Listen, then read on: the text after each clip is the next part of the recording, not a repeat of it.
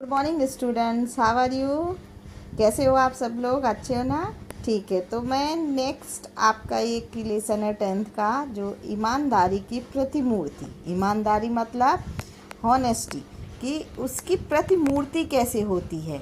जैसे आपने देखा होगा कि ईमानदार लोग बहुत कम मिलते हैं और उस ईमानदार की प्रतिरूप उसी तरह दूसरा रूप हम देखते हैं कि नहीं देखते। तो ये लेसन जो है ईमानदारी की प्रतिमूर्ति, ये हमारे किस पे आधारित है। ये लाल बहादुर शास्त्री के ऊपर आधारित। किसके ऊपर आधारित है? लाल बहादुर शास्त्री, जो हमारे इंडिया के सेकंड मतलब दूसरे प्रधानमंत्री थे। आपको पता है लाल बहादुर शास्त्री के बारे में। वो छोटे कद के थे लेकिन, और उन्होंने नारा भी दिया होगा, सुना है आपने, जय जवान जय किसान। नारा सुना है कि नहीं सुना?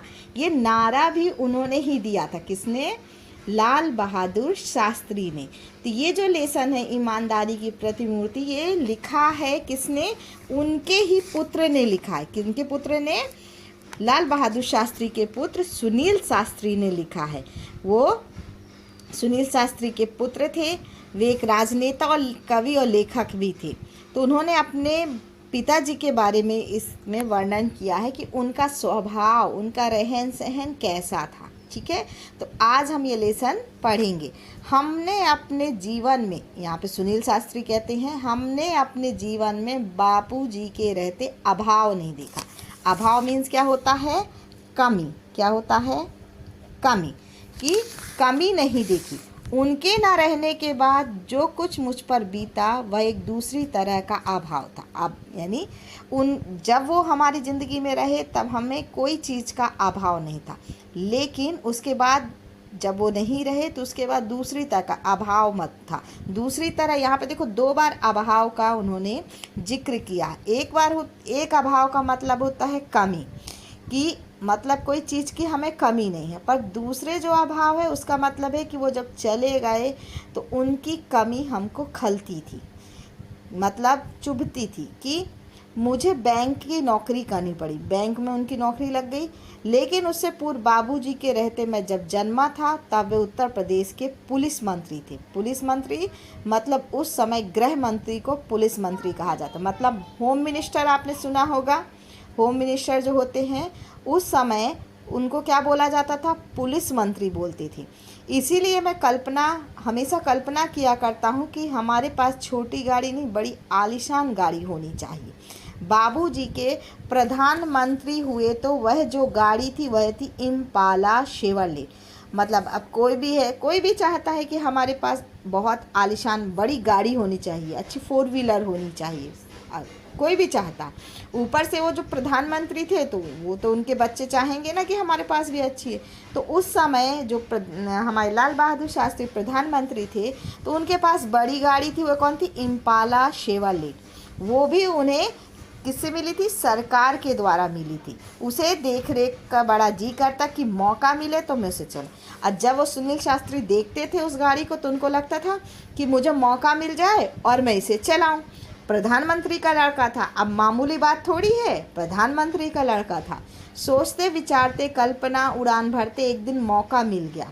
मौका मिल गया, मौका मिलना क्या होता है? यहाँ पे मुहावरा है, मौका मिलना मतलब अवसर मिलना, जिसको इंग्लिश में हम बोलते हैं ना चांस मिल गया हमको। तो उनको एक दिन क्या मिल गया? मौका मिल गया। तो धीरे धीरे उनकी हिम्मत भी खुल गई और ऑर्डर देने की। ऑर्डर मतलब हम दूसरे को किसी चीज़ के लिए कहते हैं कि हमारा ये काम कर दीजिए। हमने बाबूजी के निजी सचिव से कहा, सहाय साहब जरा ड्राइवर से कहिए इम्पाला लेकर रेजिडेंस की तरफ आ जाए। निजी सचिव मतलब सेक्रेटरी, आपने सुना ना, सेक्रेटरी बोलते हैं जो रहता है, पीए भी बोलते हैं हम उसको। सहाय साहब जरा ड्राइवर से कहिए इम्पाला लेकर रेजिडेंस की तरफ। रेजिडेंस मतलब जहाँ पर प्रधानमंत्री रहते हैं। 2 मिनट में गाड़ी आकर दरवाजे पर लग गई। अनिल भैया ने कहा, मैं तो इसे चलाऊंगा नहीं, तुम ही चला। अनिल भैया थे जो बड़े थे उससे, सुनील से, तो उन्होंने कहा मैं तो नहीं चलाने वाला, तुम ही चला। मैं आगे बढ़ा, ड्राइवर से चाबी मांगी और बोला तुम बैठो आराम करो, हम लोग वापस आते हैं अभी। मतलब किसे? ड्राइवर से बोले कि अभी आप आराम करो, हम लोग वापस आते हैं। गाड़ी लेकर हम चल पड़े।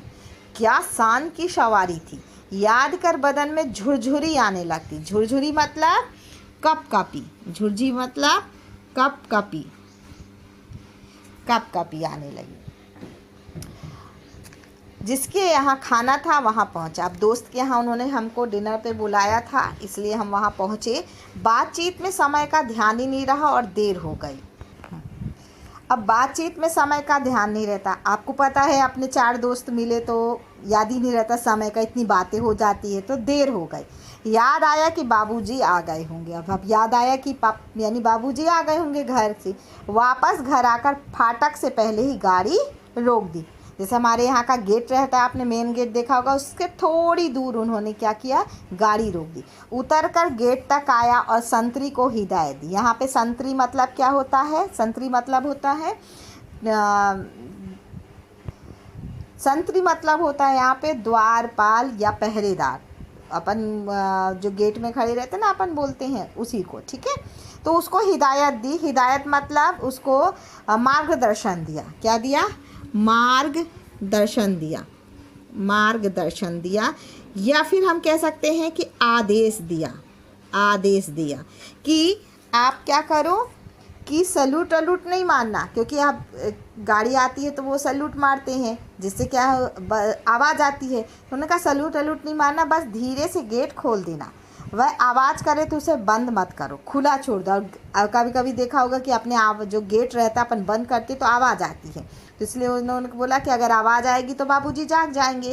तो इसीलिए उन्होंने कहा कि अगर आवाज़ कर रहा है तो उसको बंद मत करो, खुला ही छोड़ दो। बाबूजी का डर था, वह खटपट सलूट मारेगा तो आवाज़ होगी और फिर गेट की आवाज़ से बाबूजी को हम लोगों के लौटने का अंदाज़ा हो जाएगा। वे बेकार ही पूछताछ करेंगे, अभी बात ताज़ा है, मतलब अभी खबर क्या है, ताज़ा है, अभी हमें डांट घल जाएगी, इसलिए सुबह तक बात में पानी पड़ चुका होगा। संतरी से जैसा कहा गया उसने वैसा ही किया।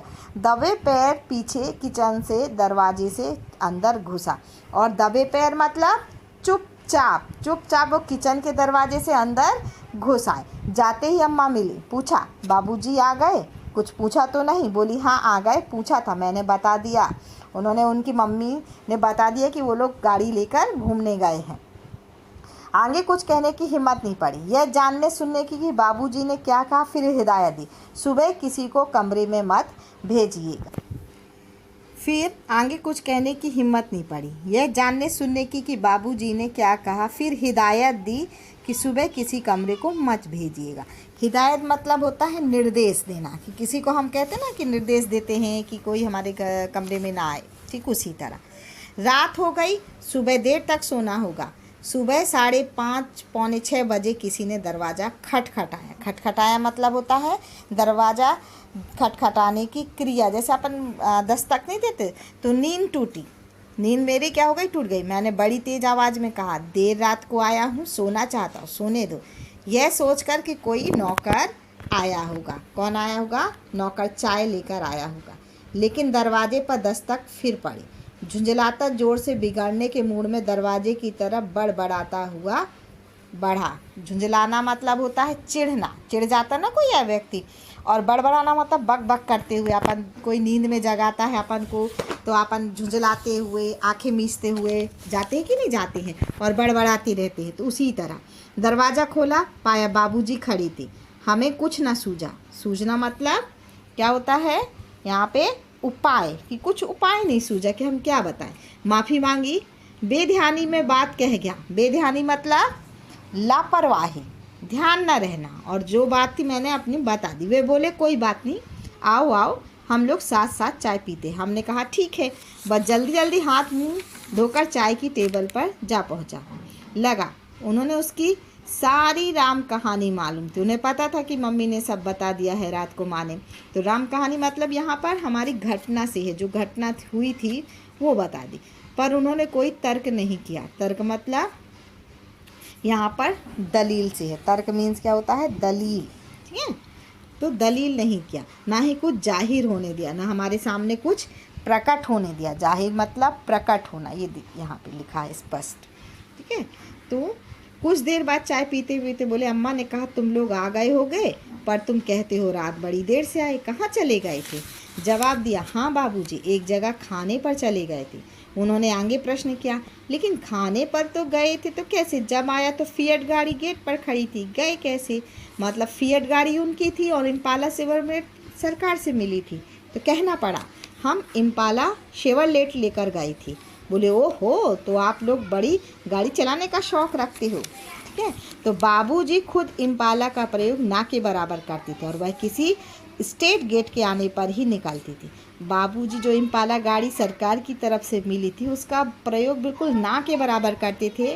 और कब करते थे? जब कोई स्टेट गेस्ट मतलब दूसरे राज्य का कोई मेहमान वो आता था तब वो निकलती थी।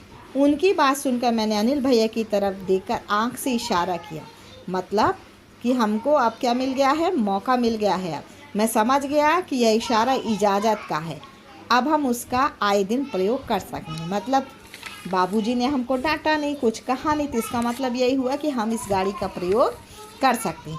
चाय खत्म कर उन्होंने कहा, सुनील ज़रा ड्राइवर को बुला दीजिए। मैं ड्राइवर को बुला लाया। उससे उन्होंने पूछा, तुम लॉन्ग बुक रखते हो ना? उसने हाँ में उत्तर दिया।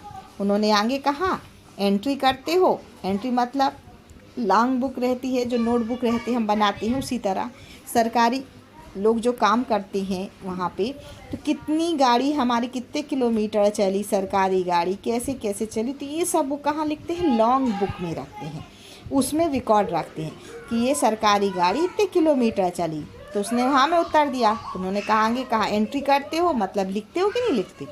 कल कितनी गाड़ी इन लोगों ने चलाई? वह बोला 14 किलोमीटर। 14 मतलब 40, ठीक है। तो 14 किलोमीटर चलाई गाड़ी।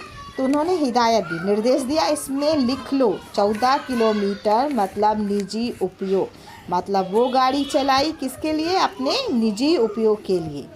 तब भी उनकी बात हमारी समझ में नहीं आई। फिर उन्होंने अम्मा को, अम्मा मतलब उनकी माँ को बुलाने के लिए कहा। अम्मा जी के आने पर बोले, सहाय साहब से कहना 60 पैसे प्रति किलोमीटर के हिसाब से पैसे जमा करा दे।